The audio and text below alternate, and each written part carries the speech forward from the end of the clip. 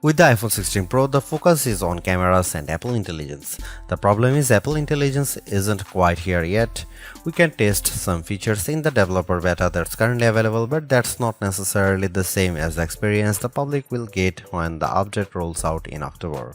It's not unprecedented for new iPhones to launch without some marquee features, sure, and thankfully there is still plenty that the iPhone 16 Pro brings. From camera control, the fusion camera, and other video related updates to slightly bigger displays and iOS 18, the iPhone 16 Pro and Pro Max are intriguing successors, even absent the wanted intelligence features that are still to come. Arguably, the biggest change to the iPhone 16 lineup, not to mention the iPhone 16 Pro, is the introduction of camera control. This is a button on the right side of the device which has touch and pressure sensors on it to enable greater control with swipes and semi-presses. One of the things this was supposed to do was let you push slightly on the button to trigger focus, similar to what half pressing a DSLR shutter button would do. That function won't be available at launch, so I can't say if it's effective. But by the large, camera control is a very Apple approach to a feature that has been around for years. From phones by Sony and Nokia with dedicated shutter buttons to Android handsets with hardware-based double-click shortcut, the notion of quick access to your camera without having to fudge with the screen is a popular one. For good reason too.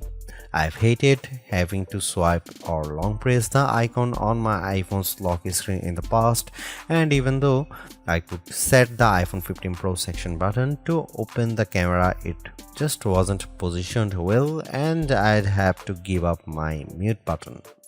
So, Apple isn't breaking new ground with its hardware shortcut for a frequently used app, but it does do a few things differently. With the touch sensor, you can swipe on it to tweak things like exposure, zoom levels, and tone, and the half press still works as a way to select options or go back out of menus within the camera control interface. In theory, it's a nice way to make changes in the fly. In reality, there are a few issues and they largely have to do with placement. The button sits a little further from the base of the phone than I'd like, so my fingers have to reach a bit more to press it, whether I was in landscape or portrait mode. This wasn't usually a problem when I had both hands free and could steady the iPhone with my other hand and readjust my grip. But if you are trying to take a quick shot with just one hand, the button's location can feel unintuitive.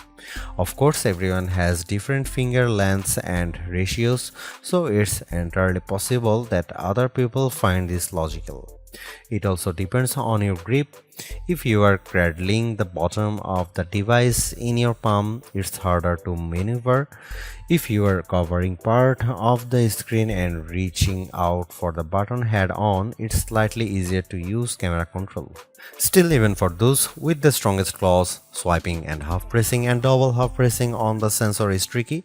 I was only ever really able to do that if I had my thumb holding up on the bottom edge and my middle ring and little fingers steadying the right end of the phone. Maybe this is a new camera grip I just need to relearn for this button. The awkward placement is a minor gripe compared to what I found most annoying, the button's touch sensor. Not only was it difficult to swipe through different settings when holding the device with one hand, it also reacts to accidental touches and swipes. Sometimes the phone would slide down my palm and change the exposure or zoom level, completely ruining the vibe. I should point out that you can go into accessibility settings to either tweak or swipe sensitivity or turn it off altogether if it really bothers you. Honestly, if you are planning on making adjustments with camera control, it's best to have time, patience, and both hands free. In those situations, I had a lot of fun editing settings and watching them be reflected in the viewfinder in real time. I also liked zooming in and out of subjects, decomposing a shot and tweaking exposure till I liked what I saw before then pushing down to snap the picture. I especially loved this while recording video since it makes slowly zooming in or out of a subject smoother than using the on-screen slider. Even if you are not a glutton for buttons, there are still some camera updates that might intrigue you. This year's flagships sport what Apple calls a 48 megapixel fusion camera, which has a faster quad pixel sensor. This enables what the company describes as zero shutter lag, which is wording it has used repeatedly over the years. In this case, it's referring to how quickly the camera will capture a shot after you press the shutter button. I will admit I was initially confused by this update in part because it requires relearning some behaviors I had adopted to mitigate the shortfalls of older cameras. Basically, the iPhone 16 Pro's cameras are now so fast that when I asked someone to throw something so I could capture it in motion to see how still the images were, my shots ended up being of the person holding the object. Our video producer and I were very confused, and it wasn't until the zero shutter lag concept was explained clearer to me that I got it. I had become used to pressing the shutter early since cameras, in my experience, would be fractions of a second slow. Apple has become so fast that it actually captured the literal moment I tapped the button instead of the split second after when the object was in mid-air. Depending on your mood, the new photographic styles can be fun or serious. Apple's tweaked the built-in camera filters to not only offer more options but give you greater control. Due to how the company has refined its processing each year, there is also an improved depth map captured when it detects a face in the scene. This, combined with a greater focus on color science around skin tone, has led to what might be my favorite new iPhone 16 feature. Whether I shot them in portrait mode or not, photos of people what I took using the iPhone 16 Pro were a dream to edit. Simply switching between the standard, natural, luminous, quiet or ethereal styles already resulted in improvements to be colors and shadows, but I could also tap on each thumbnail to access the new editing touchpad and drag a dot around. This let me more precisely tweak the hues and contrast levels, and an additional slider will let me adjust how warm the image was.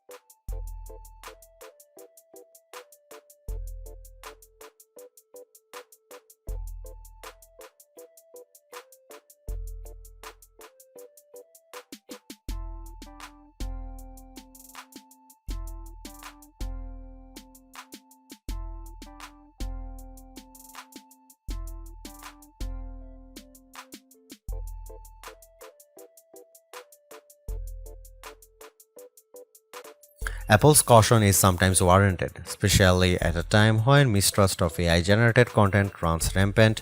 The company taking its time to get Apple Intelligence right is understandable, but its deliberation doesn't always lead to winners.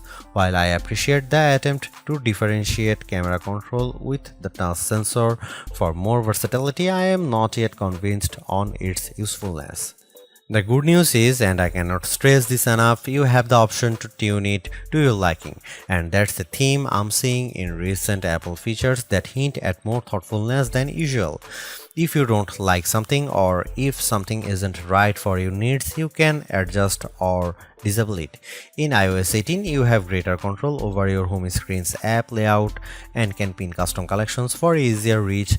In the Photos app, the action button introduced last year could have been a spectacular fail had Apple not let you still keep it as a mute switch, but it managed to give people more functionality while maintaining the status quo for those who are just as resistant to change. Change is scary, change is hard, But without change, there is no progress. Apple's cautious approach is a tricky balancing act that's evident on the iPhone 16 Pro. Some new features like audio mix and custom routes in maps delivers mixed results, otherwise like photography styles are hits. Then there are the basic ingredients like good battery life and durable, attractive designs that Apple cannot neglect. The iPhone 16 Pro's subpar battery life holds it back from beating the competition, which is stiffer than ever this year, especially from Google. Luckily for Apple, most people who have iPhones are going to stick with iPhones. It's just easier. For those already sucked into the ecosystem, the iPhone 16 Pro are worth the upgrade from a model that's at least 2 years old. If you already have an iPhone 15 Pro, for the sake of our planet and your wallet, you might prefer to hold off on upgrading, especially since this year's devices aren't that much different.